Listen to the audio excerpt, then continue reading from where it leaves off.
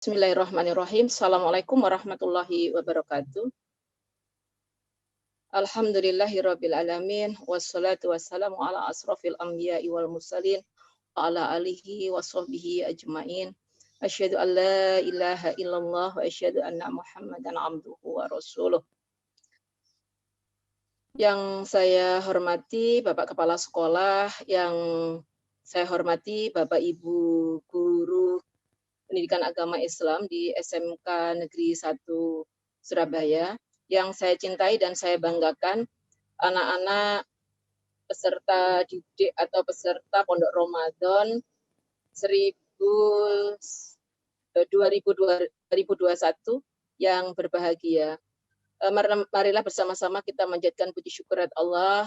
Alhamdulillah pada pagi hari ini kita masih bisa bernafas, diberi umur oleh Allah, dan pada pagi hari ini kita melakukan kegiatan pesantren Ramadan.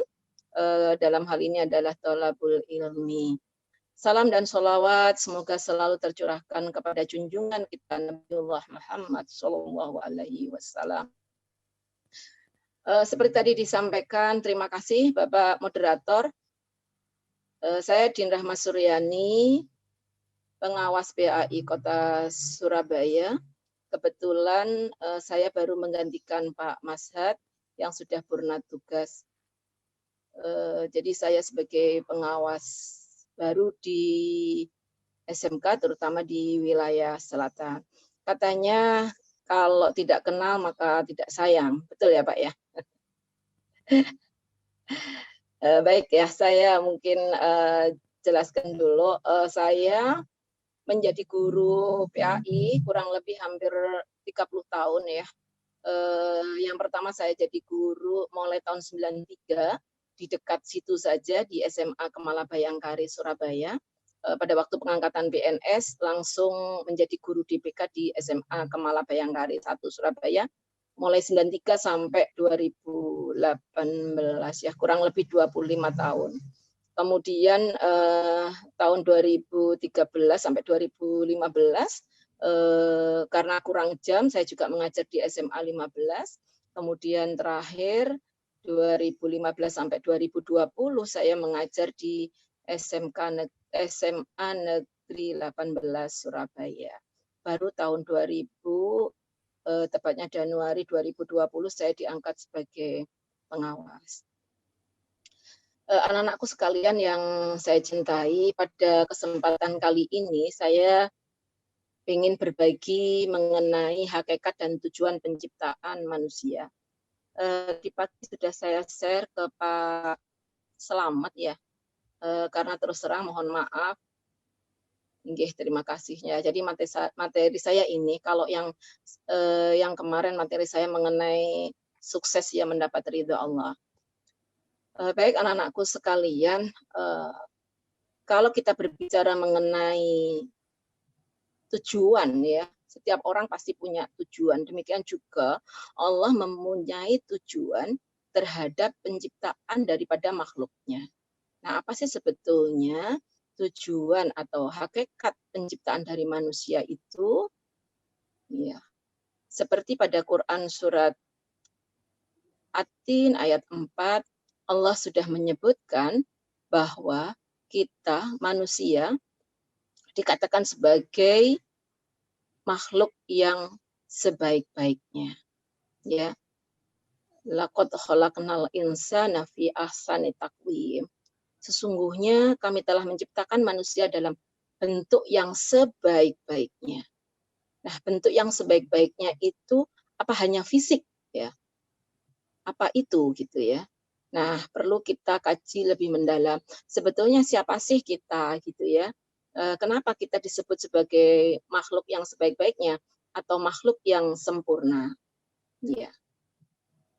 Yang pertama adalah karena kita sama Allah itu dibekali dengan akal dan perasaan.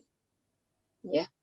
Jadi akal dan perasaan sebagai substansi yang diberikan Allah kepada kita itu tidak begitu saja gitu ya, tetapi ada maunya Allah terhadap kita. Ya. Next, Pak.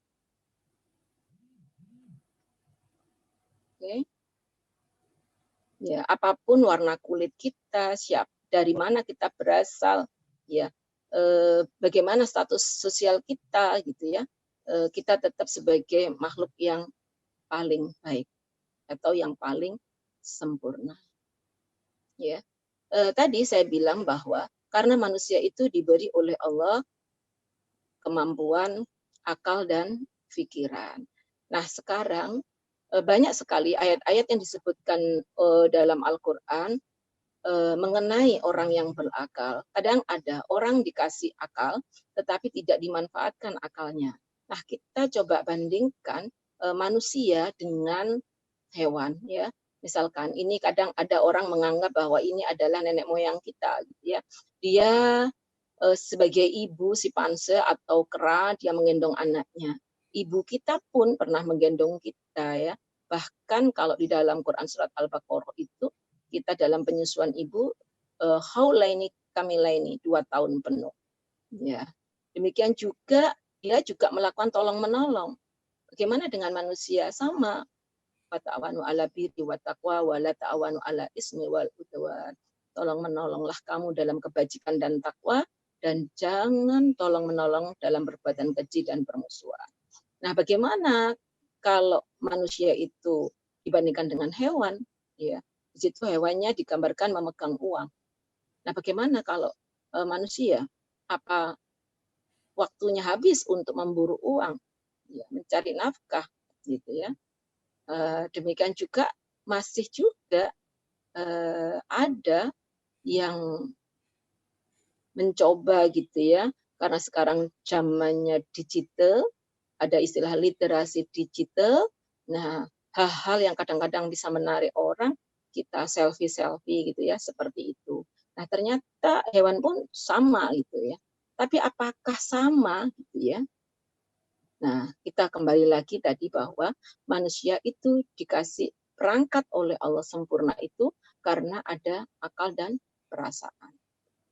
Next, Pak. Ya.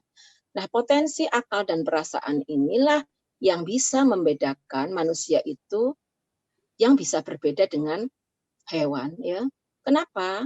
Karena dengan punya akal, pikiran, ya, manusia itu punya kemampuan membedakan mana yang benar dan salah. Nah, sekarang problemnya, kalau sudah bisa membedakan mana benar, mana salah, apakah dalam keseharian masih bisa mengikuti yang benar itu benar, yang salah itu salah? Ya, kan kita sering berdoa, ya Allah, tunjukkanlah yang benar itu satu kebenaran dan beri kekuatan saya untuk menjalankannya. Ya Allah, ya, beritahu saya kalau salah itu salah dan beri kemampuan saya untuk menjauhinya. Tapi kadang-kadang kan tidak seperti itu ya. Apakah pada saat itu manusia tidak menggunakan akalnya? Nah, inilah istilahnya dilematis ya antara akal dan perasaan ya. Kadang-kadang kita seperti itu gitu ya dalam hidup. Ya, udah tahu nggak benar masih dilakukan ya. Udah tahu benar nggak dilakukan ya. Yang salah malah dilakukan. Nah, sisi lain bahwa manusia itu punya etika. Nah, ini penting anak-anakku sekalian, seperti tadi karena zaman kita itu adalah 4.0, zaman digital. Nah, kita perlu bijak dalam mensikapi yang ada kaitannya dengan sosial media. Hal-hal yang layak kita share, silahkan kita share. Hal-hal yang tidak layak, ya jangan kita share. Artinya sharing saring sebelum sharing. Jadi kita saring dulu. Konten ini layak nggak saya share? Ya, sekarang kan misalkan apa ini namanya TikTok ya yang lagi tren seperti itu gitu ya. Tapi apakah konten ini layak untuk jadi tontonan? Karena terus terang apa yang kita lakukan itu ada jejak digital. Nah, itu yang akan diminta pertanggungjawaban oleh Allah. Siapapun kita, sekecil darah katanya ya, wa may ya'mal mithqala dzarratin khairan yarah wa may ya'mal mithqala dzarratin syarran yarah. Jadi sekecil apapun kalau itu baik maka akan diganjar oleh Allah pahala, Dan sekecil apapun itu kalau nggak baik, maka akan diganjar oleh Allah dengan sanksinya yaitu siksa. Nah, apakah kita siap?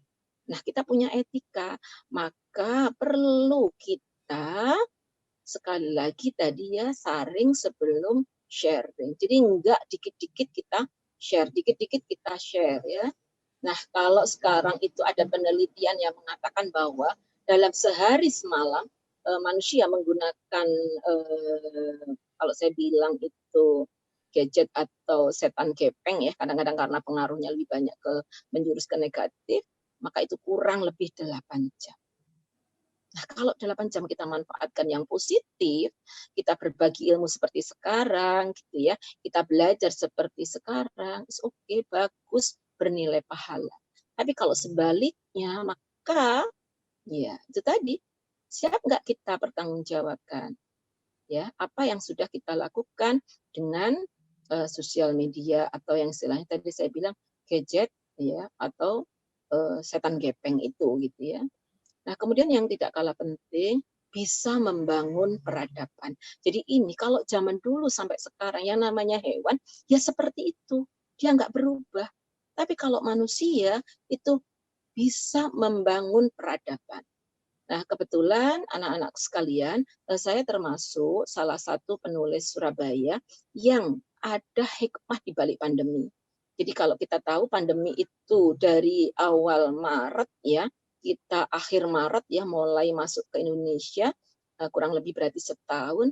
Alhamdulillah dengan adanya pandemi itu saya bersyukur banyak waktu saya luang karena banyak melakukan work from home. Nah, itu saya pakai kegiatan menulis. Nah, ini menulis itu juga bisa meningkatkan atau membangun peradaban. Kita tahu bahwa di Jawa Timur indeks baca atau indeks literasi itu di angka 26, termasuk kategori rendah ya dibandingkan apa ini namanya Indonesia yang jumlahnya 34. Nah, bagaimana kita gitu ya? Alhamdulillah saya bisa membuat buku selama pandemi setahun itu 9 buku. Nah, ini sudah hampir selesai, ada 3 buku yang segera menyusul dalam proses finishing yang ini yang agak lama. Nah, saya mengajak anak-anakku kalau kalian punya keinginan untuk menuangkan hal-hal yang menurut saya bisa menginspirasi, bisa memotivasi, kalian bisa sharing di tulisan-tulisan yang bermanfaat, tulisan-tulisan yang baik. Nanti kalau misalkan Bapak Ibu guru di sini mau memfasilitasi, saya akan fasilitasi untuk saya terbitkan. Ya, itu. Kemudian yang tidak kalah penting anak-anak adalah Allah memerintahkan malaikat dan jin untuk tunduk kepada Adam. Seperti pada Quran surat Al-Baqarah ya. Wa id qala lil malaikati isjudu li Adama fasajadu illa iblis. Pada waktu itu Allah memerintahkan semua sujud kepada Adam. Ada yang nggak mau, yang ingkar. Siapa? Iblis. Ya, kenapa dengan iblis? Aba wastakbara wa kana minal kafirin. Karena digolongkan dia adalah sombong, aba wastakbar, dia merasa sombong, merasa dirinya lebih baik penciptaannya daripada Adam, sehingga dia tidak mau sujud kepada Adam dan dikatakan sebagai golongan orang-orang aba wastakbar wa kana minal kafirin, orang-orang kafir. Nah, itu. Jadi anak-anak, perintah Allah kalau itu menyangkut masalah ibadah, baik ibadah sekarang ya, ibadah yang khusus seperti sholat, ya kita sebagai mukmin maka tidak ada lain jawabannya adalah sami'na wa atoknya. Saya dengar dan saya taat, saya jalankan. Next, Bapak.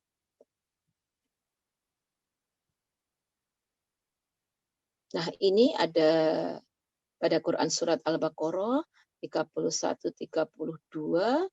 Ya, saya tuliskan artinya saja. Dan dia, ini maksudnya Allah, mengajarkan kepada Adam nama-nama benda-benda seluruhnya. Kemudian mengemukakan kepada para malaikat lalu berfirman, sebutkanlah kepadaku nama benda-benda itu jika kamu memang benar-benar orang-orang yang benar. Mereka menjawab, Maha suci engkau, tidak ada yang kami ketahui selain dari apa yang telah Engkau ajarkan kepada kami. Sesungguhnya Engkaulah yang maha mengetahui lagi maha bijaksana. Allah berfirman, hai Adam, beritahukanlah kepada mereka nama-nama benda ini. Maka setelah diberitahukannya kepada mereka nama-nama benda itu, Allah berfirman, bukankah sudah kukatakan kepadamu bahwa sesungguhnya aku mengetahui rahasia langit dan bumi dan mengetahui apa yang kamu lahirkan dan apa yang kamu sembunyikan. Jadi anak-anak, jelas di sini bahwa Allah menekankan ya kemuliaan daripada Nabi Adam dengan dia dikasih tahu oleh Allah ya lebih dahulu, kemudian malaikat disuruh ya Nabi Adam itu mengajarkan kepada malaikat. Kemudian di sini jelas dikatakan yang pada ayat terakhir, Allah itu mengetahui yang lahir dan yang tersembunyi. Jadi kenapa? Karena Allah itu maha mengetahui segala sesuatu. Ya. Nah, baiklah, lanjut apa? Nah, sekarang dengan kita diberi oleh akal dan pikiran tadi ya, maka ada dua pilihan. Mana yang akan kita tempuh gitu ya? Apakah jalan yang lurus ya, jalan yang benar ataukah jalan yang salah? Setiap hari kita insya Allah membaca 17 kali. Iya karena butuh, iya karena stain. Ya, itu kita baca minimal ya. Kalau sekarang lebih banyak lagi ya, karena kita melakukan sholat duha, melakukan sholat malam, ya sholat taraweh gitu ya. Nah, itu adalah pilihan. Tetapi kembali lagi bahwa kalau kita melakukan sesuatu jalan yang benar, maka ya kembalinya pada diri kita sendiri. Kita melakukan jalan, memilih jalan yang salah, maka kembalinya kepada diri kita sendiri. Nah, manusia tinggal menentukan benar atau salah atas segala pilihan hidupnya. Menentukan beriman atau ingkar kepada Allah atau kafir, iya, tergantung manusia itu sendiri. Ya, semua manusia berhak untuk sukses ya karena memiliki kehendak yang bebas. Nah, sukses itu yang bagaimana gitu ya. Nah, tentu saja kita semua sukses itu adalah sukses yang diridhoi oleh Allah. Nah, bagaimana sukses yang diridhoi oleh Allah? Nah, kebetulan hari ini kemarin ya kita merayakan perayaan Hari Kartini. Jadi tidak salah kalau pada kesempatan kali ini saya mengucapkan selamat Hari Kartini kepada anak-anakku putri ya, karena sebetulnya sejatinya di dalam Islam kalau misalkan saya tertuntut sebagai anak karena saya putri dari ibu saya juga sebagai istri karena saya istri dari suami saya, dan sebagai ibu. Tapi tidak kalah penting adalah sebagai anggota masyarakat. Nah, anak-anakku sekalian, kalau kalian sekarang ini, kalian punya 3 fungsi minimal ya. Kalian sebagai pelajar, kalian sebagai putri, dan kalian sebagai anggota masyarakat. Nah, kalian bagaimana sukses di tiga-tiganya? Ya, tidaknya kalau pelajar, bagaimana kalian sukses sebagai pelajar? Tentu saja bukan sukses yang instan ya, sukses yang perlu proses panjang. Sukses itu enggak simpel gitu ya. Sukses itu perlu perjuangan, bahkan kadang-kadang berdarah-darah gitu ya. Sukses itu perlu kerja keras, sukses itu perlu kerja cerdas, sukses itu perlu kerja tuntas, sukses itu juga perlu kerja ikhlas. Nah, jadi kalau Ibu Kartini mengajarkan kita, dia sebagai seorang raden ya, ya keturunan bangsawan gitu ya, tetapi dia masih mempedulikan kaumnya, ya memajukan dunia pendidikan, ya. Sehingga kita sekarang bisa mengenyam pendidikan sejajar dengan laki-laki, ya. Kemudian yang kedua di situ ada saya ambil contoh juga yang ke tengah itu Malahayati yang disebut dengan Laksamana Malahayati ya. Kita tahu ini dari daerah Aceh, dia bagaimana menggerakkan dia sampai bisa membunuh pemimpin dari Belanda pada waktu itu. Dia menghimpun para janda-janda untuk melawan Belanda. Nah, kita ini sekarang nggak lagi perang gitu ya. Tapi kita itu perangnya apa sekarang? Kalau sekarang puasa, ya perangnya adalah melawan hawa nafsu. Melawan hawa nafsu, males gitu ya. Melawan hawa nafsu ini istilahnya ya, pengennya tidur terus ya, meskipun tidur itu ibadah, tapi kalau bisa kita manfaatkan hal-hal lain ya, ada setidaknya 12 ibadah di bulan Ramadan, kan sayang gitu ya, apalagi Allah memberi limpahan pahala di bulan Ramadan. Misalkan ya sholat berjamaah, melakukan sholat sunnah, kita sahur, ya sahur itu adalah mengambil dari keberkahan gitu ya. Kemudian kita menyiapkan takjil, kita tadarus ya, apalagi ya, kita melakukan zakat, kita melakukan infak gitu ya. Nah, termasuk antara lain kegiatan seperti ini ya, thalabul ilmi seperti ini. Karena ini juga hukumnya wajib baik laki-laki maupun perempuan. Nah, yang ketiga ada di situ contoh ya, siapa? Kebetulan namanya sama dengan saya. Kalau saya Din Rahma Suryani, ini cutnya Din ya. Dinnya sama ya. Din itu artinya agama ya. Nah, itu. Jadi cutnya Din, bagaimana dia ya seperti itu. Bahkan di akhir hayatnya beliau itu sampai buta karena apa? Membela atau memperjuangkan kemerdekaan ya pada waktu itu, melawan penjajah. Sampai seperti itu. Nah, perlu anak-anakku sekalian, saya mohon kalian buka-buka lagi literasinya, sejarah-sejarah orang-orang yang banyak memberikan kontribusi kepada negeri ini, yang bisa memberi inspirasi, yang bisa memberi motivasi, ya. Bahkan saya sampai ada satu buku saya, buku ke-6, insya Allah, saya kasih judul Para Mujahidah. Para Mujahidah dari kumpulan tulisan para mujahidah yang clipping dari tulisan di koran Republika. Karena banyak hal yang kita tidak tahu.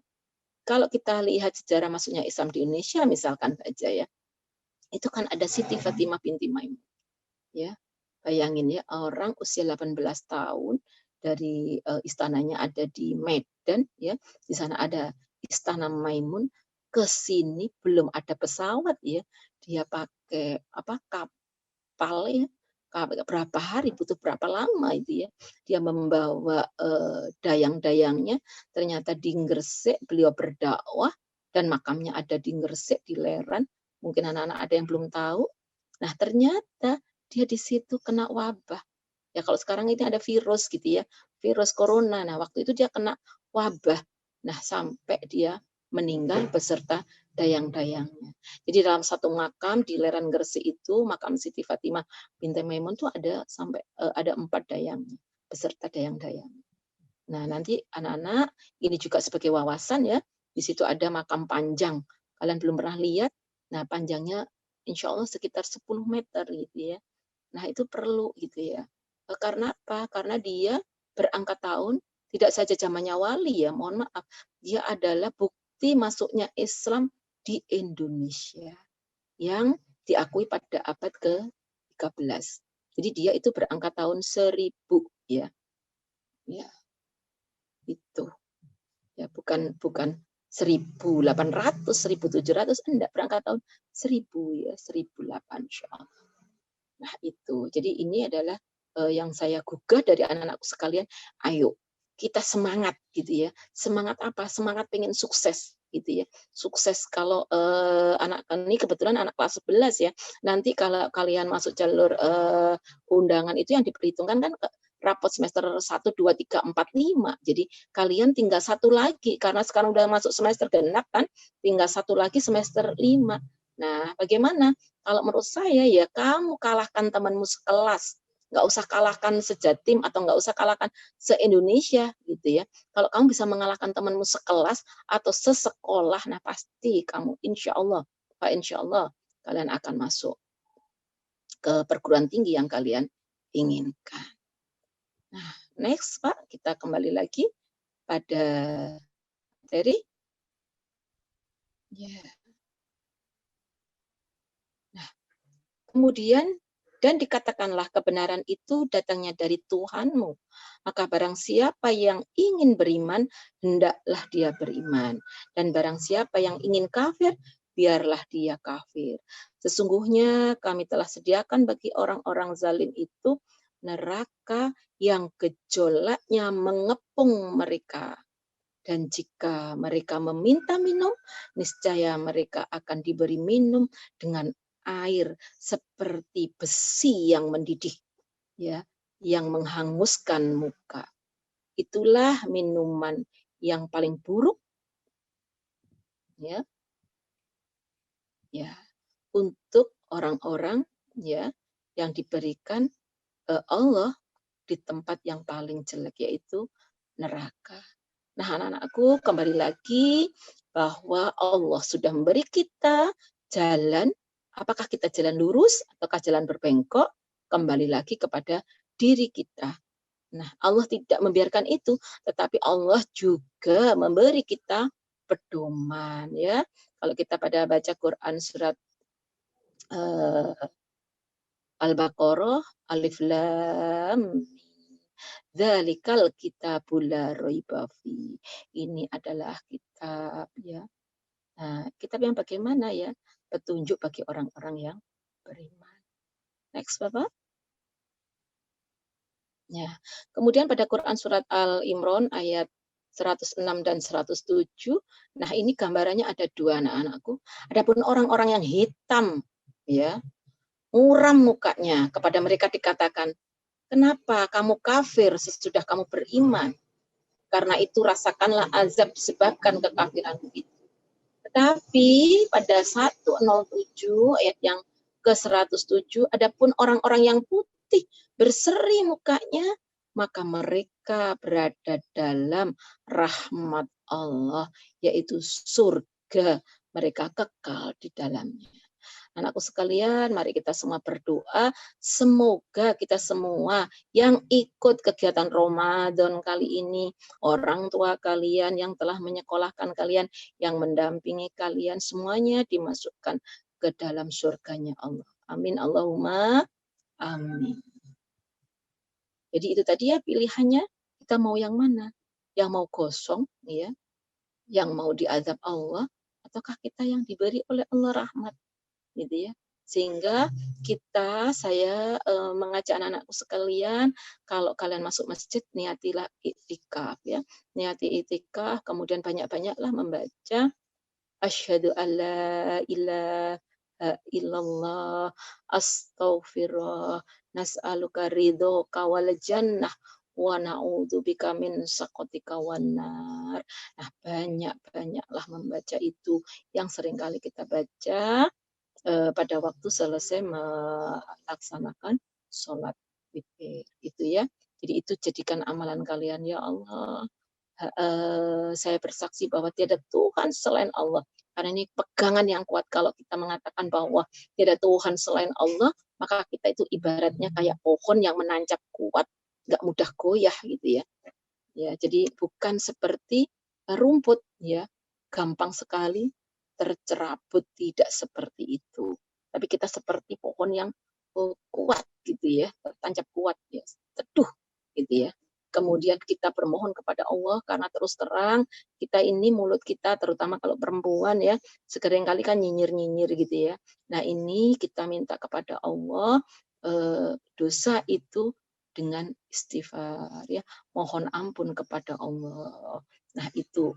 Kemudian, ya Allah, tadi, ya, kita minta Allah itu ridho kita masuk ke dalam surganya dan kita jauhkan dari nerakanya. Seperti pada bulan ini dibuka luas-luas pintu surga, ditutup rapat-rapat pintu neraka. Tapi kadang-kadang kita sendiri yang membuka pintu neraka itu, meskipun sama Allah ditutup, gitu, ya. Kadang-kadang kan begitu, ya. Nah, semoga tidak, ya. Oke. Selanjutnya, Bapak.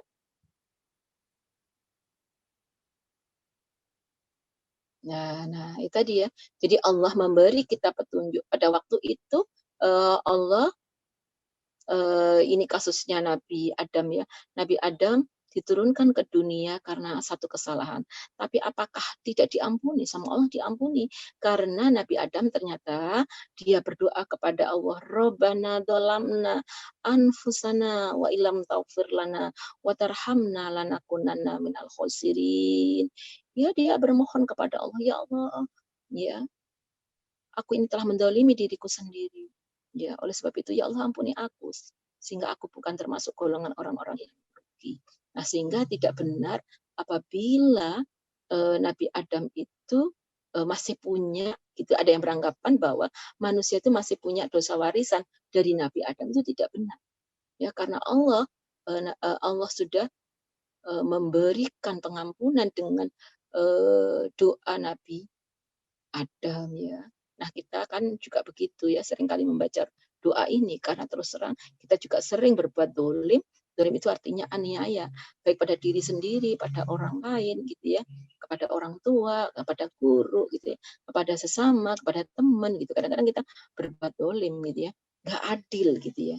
Nah ini ya, jadi kita coba ya berusaha mencari pada momen-momen Ramadan ini, kita coba introspeksi diri kita, banyak salah. Nah, kita bermohon kepada Allah, semoga Allah mengampuni kita. Baik, yang terakhir insya Allah. Next, Bapak.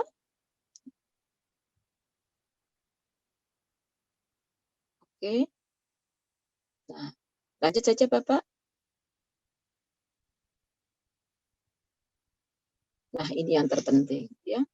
Seharusnya manusia itu merasa beruntung ya dengan kesempurnaan nikmat yang diberikan Allah berupa akal, pikiran, kehendak dan petunjuk berupa Al-Qur'an. Akal dan perasaan bisa menunjukkan kebenaran ya. Kehendak bebas itu kita mampu menghantarkan pada kesuksesan, bukan kegagalan gitu ya. Kalau kegagalan itu ya berarti kita nggak usaha gitu ya, usahanya nggak maksimal gitu ya. Bukan kita menyalahkan takdir, takdir kan gitu ya. Banyak ya, banyak kita lakukan orang-orang yang sukses itu dari yang katanya tadi nothing menjadi something. Orang-orang yang berjuang keras gitu ya. Katanya karena Allah apa? Allah itu beserta penyangka hambanya. Kalau kalian bilang saya bisa, saya bisa, saya bisa, maka kalian bisa. Saya sukses, saya sukses, saya sukses, maka kalian akan sukses. Nah itu ya. Kemudian Al-Quran sebagai pedoman dan petunjuk hidup, seperti tadi yang sudah saya sampaikan. Nah, oleh sebab itu, kesempurnaan fisik yang kita miliki hendaklah menjadikan kita harus selalu bisa merasakan kenikmatan Allah. Lantas, sekarang pertanyaannya, apa yang sudah kita berikan kepada Allah? Itu ya. Nah, bagaimana ibadah kita kepada Allah? Ya, sudahkah kita ikhlas dalam menjalannya? Nah, seperti itu. Anakku sekalian, kembali lagi bahwa tujuan Allah menciptakan kita adalah tidak lain untuk beribadah. Wa ma khalaqtul jinna wal insa illa liya'budun. Ya, hanya untuk beribadah kepada Allah. Baik ibadah yang khos ya seperti sholat, puasa, ya, zakat, haji, gitu ya. Tapi juga ibadah-ibadah yang lain. Ya, ibadah seperti belajar, membantu orang tua, ya, berbuat baik, ya, ya, seperti itu. Baik, mungkin bisa saya akhiri. Itu yang terpenting. Jadi hakikat tujuan Allah menciptakan manusia adalah semata-mata untuk beribadah kepada Allah. Sekali lagi bahwa nikmat yang kita peroleh ya, nikmat iman, nikmat Islam, nikmat sehat itu patut kita syukuri dengan melakukan hal-hal yang positif. Terima kasih. Assalamualaikum warahmatullahi wabarakatuh. Assalamualaikum warahmatullahi wabarakatuh.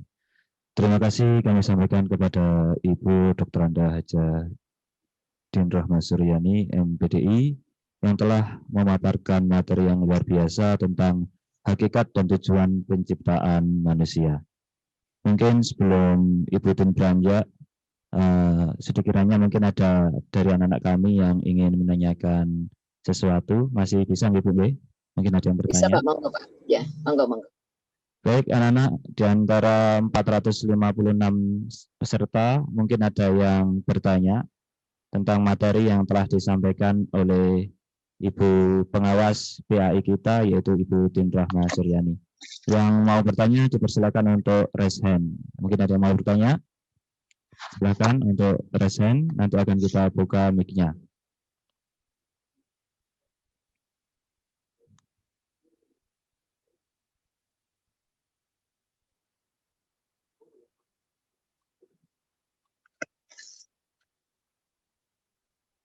Baik, sepertinya anak-anak kita sudah sangat terlena Ibu dengan materi yang Ibu sampaikan, sehingga sampai detik ini masih belum ada yang bertanya kepada Ibu.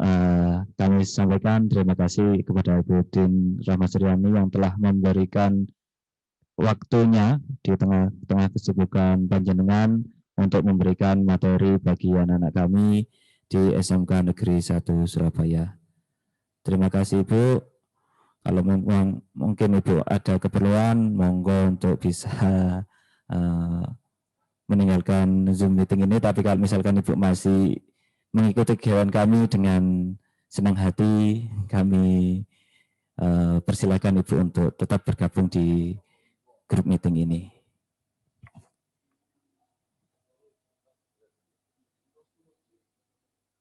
Nggih, Ibu. Oke, terima kasih. Saya mohon maaf apabila ada yang kurang berkenan. Terima kasih anakku semua. Selamat menjalankan ibadah Ramadan. Semoga ibadah kita diterima oleh Allah. Dan yang terpenting, semoga kita semuanya diberi oleh Allah mendapatkan malam kemuliaan Lailatul Qadar. Amin, Amin. amin, ya Allah. Terima kasih Bapak. Saya izin live. Assalamualaikum warahmatullahi wabarakatuh. Waalaikumsalam warahmatullahi wabarakatuh.